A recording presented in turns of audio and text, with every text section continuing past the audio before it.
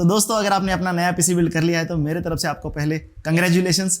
अब हम देखेंगे कि क्या ऐसे टास्क है जो आपको पीसी बिल्ड करने के बाद इमीडिएटली करनी चाहिए। तो पीसी बिल्ड करने के बाद इमीडिएटली आपको ये चेक करना होगा कि आपने पीसी बिल्ड सही से किया है या नहीं, यानी कि उसके सारे कनेक्शन अच्छे से दिए गए हैं या नहीं। उसके साथ साथ आपको ये भी चेक कर लेना होगा कि इस कैबिनेट के सारे पोर्ट्स अच्छे से डिटेक्ट हो रहे हैं या नहीं, जैसे कि यूएसबी पोर्ट्स हो गए, ऑडियो पोर्ट्स हो गए या फिर HDMI पोर्ट्स, वो सही से काम कर रहे हैं या नहीं आपको चेक कर लेना होगा। अगर कुछ भी यहाँ पर आपको प्रॉब्लम दिखती है तो उस कंपोनेंट को सही से कनेक्ट कर लेना। ये पहला टास्क है दोस्तों जिसे आपको पीसी बिल्ड करने के बाद इमीडिएटली चेक कर लेना होगा। यहाँ पर आपके पीसी से सभी एक्सटर्नल कंपोनेंट्स को सही से कनेक्ट कर लेना होगा, जैसे कि माउस हो, कीबोर्ड हो या फिर मॉनिटर हो। और यहाँ पर मॉनिटर को कनेक्ट करते हो तो आपको ये ध्यान में रखना होगा दोस्तों, अगर आपके सिस्टम में इंटीग्रेटेड ग्राफिक्स कार्ड नहीं है तो आपका जो मॉनिटर का पोर्ट होता है, जैसे कि HDMI पोर्ट या फिर डिस्प्ले पोर्ट हो, उसे आपको ग्राफिक्स कार्ड से कनेक्ट करना होगा, ना कि मदरबोर्ड से। और कुछ केसेस में ये भी हो सकता है दोस्तों, आपने सभी कंपोनेंट्स को तो सही से कनेक्ट कर लिया है फिर भी वो डिटेक्ट नहीं हो रहा, वहां पर कंपैटिबिलिटी इश्यूज हो सकते हैं या फिर BIOS का प्रॉब्लम हो सकता है। अगर BIOS का प्रॉब्लम है तो आपको BIOS को भी अपडेट कर लेना होगा। तो मदरबोर्ड के BIOS को अपडेट करने से पहले आपको ये चेक कर लेना होगा कि आपको यहाँ पर कोई इश्यूज देखने को मिल रहे हैं या नहीं,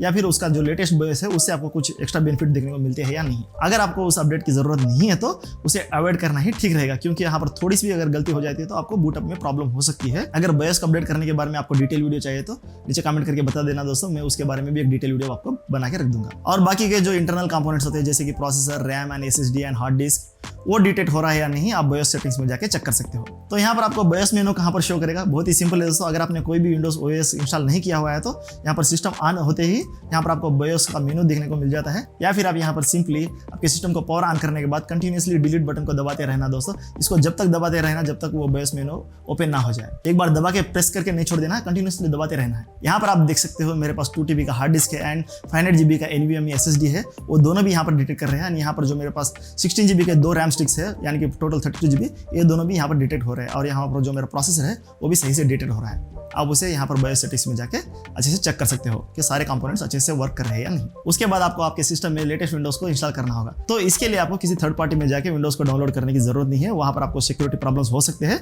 तो हमेशा विंडोज को ऑफिशियल वेबसाइट से ही डाउनलोड करें। तो विंडोज को डाउनलोड करने के बाद आपको एक बूटेबल पेनड्राइव बनाने की जरूरत पड़ेगी, ताकि उससे आपको जो विंडोज है वो पेनड्राइव के जरिए आपके नए सिस्टम में आप इंस्टॉल कर सको। आपको विंडोज को हमेशा आपके जो फास्टेस्ट ड्राइव है उसी में ही इंस्टॉल करना होगा। यानी कि अगर आपके पास hard disk and NVMe SSD दोनों है तो आपको विंडोज को हमेशा NVMe SSD में ही इंस्टॉल करना होगा, ना कि हार्ड डिस्क में। उससे आपका जो विंडोज है वो फास्टली बूटअप होता है, वहां पर आपको बहुत ही ज्यादा परफॉर्मेंस बूस्ट देखने को मिल जाता है। अगर आपको जानना है कि हम कैसे आसानी से विंडोज को डाउनलोड करके बूटेबल पेनड्राइव बना के नए सिस्टम में इंस्टॉल कर सकते हैं, तो उसके लिए भी एक डेडिकेटेड वीडियो आने वाली है दोस्तों। उसके लिए आपको इस चैनल को सब्सक्राइब करके रखना होगा, और वो जब भी वीडियो बनेगी आपको यहाँ पर आई बटन में या फिर नीचे डिस्क्रिप्शन में देखने को मिल जाएगी। अगर आपने विंडोज को सही से अपने नए पीसी में इंस्टॉल कर लिया है तो अब बारी आती है उस विंडोज को अपडेट करना। जी हाँ दोस्तों, आप चाहे जितना भी लेटेस्ट विंडोज को इंस्टॉल कर लो, आपको इंस्टॉल करने के बाद इमीडिएटली यहाँ पर विंडोज अपडेट में जाना होगा और वहां से सारे अपडेट्स को आपको डाउनलोड करके इंस्टॉल कर लेना होगा। उसमें आपको आपके सिस्टम के ड्राइवर्स देखने को मिल जाते हैं और सिक्योरिटी अपडेट्स यहाँ पर देखने को मिल जाते हैं। लेकिन आपको एक्स्ट्रा श्योर होने के लिए आपको कुछ ड्राइवर्स को अलग से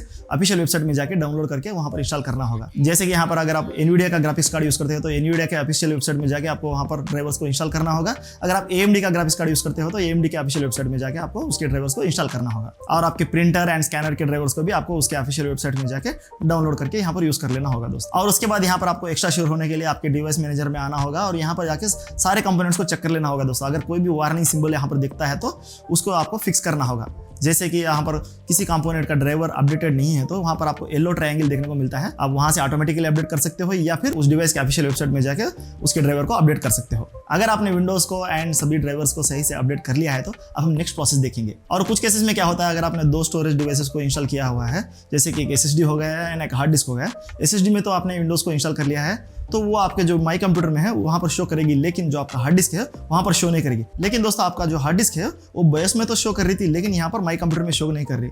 तो उसको कैसे रिजॉल्व करते हैं वो आपको यहाँ पर चेक कर लेना होगा। तो बहुत ही सिंपल है दोस्तों, आपको सिंपली यहाँ पर डिस्क मैनेजमेंट में जाना होगा और वहां पर जाके create and format hard disk partition में जाना होगा। और वहां पर आप देख सकते हो आपका जो हार्ड डिस्क है वहां पर शो करेगा, लेकिन वो अनअलोकेटेड होगा, तो उसको आपको अलोकेट करना होगा। तो वहां पर उसके लिए आपको सिंपली यहाँ पर राइट क्लिक करके न्यू सिंपल वॉल्यूम में जाके उसका कोई भी एक लेटर को असाइन कर दो, तो वहां पर आपका जो हार्ड डिस्क है वो शो करने लगेगा। और यहाँ से ही आप चाहे तो उसमें पार्टीशन भी कर सकते हो। तो इसे भी आपको चेक करके सेट कर लेना होगा। और नेक्स्ट चीज जो आपको कंपलसरी चेक कर लेनी है वो है रैम का स्पीड। यहाँ पर आपको टास्क मैनेजर में आके देखना होगा कि आपका जो रैम का फ्रीक्वेंसी है वो क्या शो कर रही है। जैसे कि अगर आपने 3200 या फिर 3600 मेगाहर्ट्ज का रैम खरीदा हुआ है, लेकिन यहाँ पर आप देख सकते हो टास्क मैनेजर में अगर 2000 या फिर 2600 मेगाहर्ट्ज दिख रहे हो, तो यहाँ पर आपको BIOS में आके यहाँ पर XMP प्रोफाइल को यहाँ पर एनेबल करना होगा दोस्तों। उससे आपका जो रैम है वो फुल पोटेंशियल में परफॉर्म करेगा, वरना आपको उतने हाई स्पीड का रैम लेके भी फायदा नहीं रहेगा दोस्तों।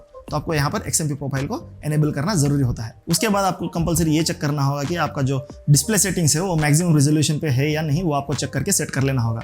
जैसे कि अगर आपने 4K का डिस्प्ले यूज कर रहे हो लेकिन यहाँ पर आपको सिर्फ फुल HD का रेजोल्यूशन दिख रहा है, तो आपको वहाँ पर मैक्सिमम रेजोल्यूशन जो है वो यहाँ पर आपको सेट करना होगा। और यहाँ पर आपका जो मॉनिटर का मैक्सिमम रिफ्रेश रेट है उसको भी आपको यहाँ पर एनेबल करना होगा दोस्तों। यानी कि अगर आपका मॉनिटर 140 हर्ट्ज का है लेकिन यहाँ पर आप 60 हर्ट्ज पे ही सेट किया हुआ है, तो आपको 140 हर्ट्ज तक इसको यूटिलाइज करना होगा, वरना 60 हर्ट्ज का यूज करके आप 140 हर्ट्ज का मॉनिटर लेके भी फायदा नहीं रहेगा। उसके लिए आपको यहाँ पर डिस्प्ले के एडवांस सेटिंग में जाके सेट करना होगा। और आपको ये भी चेक कर लेना होगा कि NVIDIA का ग्राफिक्स कार्ड यूज किया है और आपका मॉनिटर G-Sync को सपोर्ट करता है, तो उसको एनेबल कर लेना होगा। अगर आपने AMD का ग्राफिक्स कार्ड यूज किया है और आपका मॉनिटर FreeSync को सपोर्ट करता है, तो उसको भी एनेबल कर लेना होगा, जिससे आपको गेमिंग में अच्छा परफॉर्मेंस देखने को मिल जाता है। अगर आपने सारे सेटिंग्स को सही से कर लिया है, तो अब बारी आती है आपके सिस्टम को टेस्ट करने की।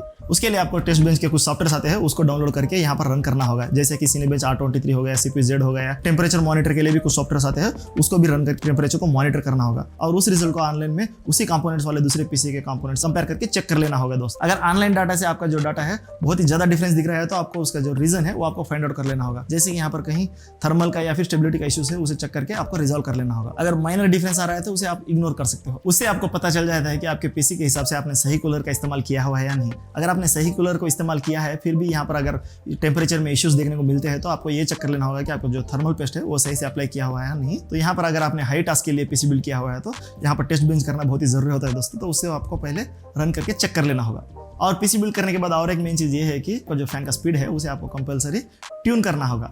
देखिए दोस्तों, अगर आप अपने पीसी को नॉर्मली यूज़ कर रहे हैं तो वहाँ पर उसका जो CPU का टेम्परेचर है वो ऑलरेडी कम रहेगा, तो उतने कम टेम्परेचर के लिए आपके फैन के स्पीड को मैक्सिमम पे रखना कोई सेंस नहीं बनता। तो ये एग्जाम्पल के लिए मैं यहाँ पर आपको बताता हूँ। गर्मी में तो आपके घर को जो फैन होता है उसे आप मैक्सिमम स्पीड पे तो रखते हो 5 नंबर्स ऐसे जैसा, लेकिन अगर सर्दियों का टाइम है तो वहाँ पर आप फैन को जो हाई स्पीड पे तो नहीं रखोगे ना दोस्तों। तो उसी तरह से आपको जो सिस्टम है वहाँ पर भी अगर टेम्परेचर कम है तो आपको फैन को स्पीड को कम कर लो, और टेम्परेचर ज़्यादा है तो फैन की स्पीड को ज़्यादा कर लो। तो उसे आप कैसे सेट कर सकते हो? सिंपली आपका जो मदरबोर्ड के यूटिलिटी सॉफ्टवेयर रहता है उसे आप कंट्रोल कर सकते हो, या फिर BIOS में जाके आप डायरेक्टली उस फैन के स्पीड को यहाँ पर मैनुअली कंट्रोल कर सकते हो। तो इससे आपको 2 फायदे देखने को मिलेंगे। आपका जो फैन नॉइस है वो ऑलरेडी कम हो जाएगा, और यहाँ पर आपको कूलिंग में भी कोई कॉम्प्रोमाइज करने को नहीं पड़ेगा। अगर आप अपने सिस्टम में RGB फैंस का इस्तेमाल करते हो तो उसे कंट्रोल करने के लिए अलग अलग सॉफ्टवेयर आते हैं, आपके मदरबोर्ड के साथ ही आते हैं, तो उन्हें भी डाउनलोड करके इंस्टॉल करना होगा। जैसे कि यहाँ पर गीगाबाइट का RGB फ्यूजन सॉफ्टवेयर होता है, और यहाँ पर Asus का Aura Sync होता है। ऐसे अलग अलग मदरबोर्ड के अलग अलग सॉफ्टवेयर होते हैं दोस्तों, तो उनको भी आपको डाउनलोड कर लेना होगा। वो आपके मदरबोर्ड के ऑफिशियल वेबसाइट में देखने को मिल जाते हैं, या फिर अगर आप अपने मदरबोर्ड का जो यूटिलिटी सॉफ्टवेयर होता है उसे डाउनलोड कर लेते हो, वहां से ही आप उसे डाउनलोड करके कंट्रोल कर सकते हो। और यहाँ पर आपका जो मदरबोर्ड का यूटिलिटी सॉफ्टवेयर होता है उसे भी कंपलसरी डाउनलोड करके इस्तेमाल करना होगा दोस्तों, क्योंकि उस यूटिलिटी सॉफ्टवेयर के जरिए आपके सिस्टम के मैक्सिमम ड्राइवर्स है उन सभी को एक ही जगह से आप अपडेट कर सकते हो आसानी से। और इस यूटिलिटी सॉफ्टवेयर का और एक फायदा ये भी होता है दोस्तों, अब यहाँ से ही डायरेक्टली आपके जो मदरबोर्ड के BIOS है उसे अपडेट कर सकते हो। और लास्ट में आपके जो रिक्वायर्ड सॉफ्टवेयर होते हैं उन सभी को डाउनलोड करके इंस्टॉल कर लेना होगा, और उसके बाद आपके सिस्टम में एक एंटीवायरस को भी डाउनलोड करके इंस्टॉल कर लेना होगा। और आपको पीसी बिल्ड करने के बाद आपको ये काम भी करना होगा दोस्तों, आपको एक बूटेबल पेन ड्राइव बना लेना होगा। तो उससे क्या फायदा होता है, इनकेस अगर आपका जो OS है वो करेक्ट हो जाता है तो यहाँ पर आप बूटेबल पेन ड्राइव को लगा के उससे ट्रबल शूट कर सकते हो, या फिर आपके जो डाटा है उसे बैकअप भी कर सकते हो। तो एक ऑलरेडी एक बूटेबल पेन ड्राइव को बना के रख लेने से आपको इमरजेंसीज में थोड़ा बहुत फायदा हो जाता है। तो ये थे दोस्तों कुछ ऐसे टास्क जिन्हें आपको पीसी बिल्ड करने के बाद कंपलसरी करने चाहिए। बस अब उतना ही, एंजॉय योर न्यू पीसी। तो इस वीडियो में बस इतना ही दोस्तों। अगर आपको वीडियो पसंद आता है तो इस वीडियो को लाइक, शेयर एंड चैनल को सब्सक्राइब कर सकते हो। अगर आपके कोई भी सवाल या फिर सुझाव तो नीचे कमेंट्स करके जरूर बताना। तो मिलते हैं अगले वीडियो में, तब तक के लिए बाय।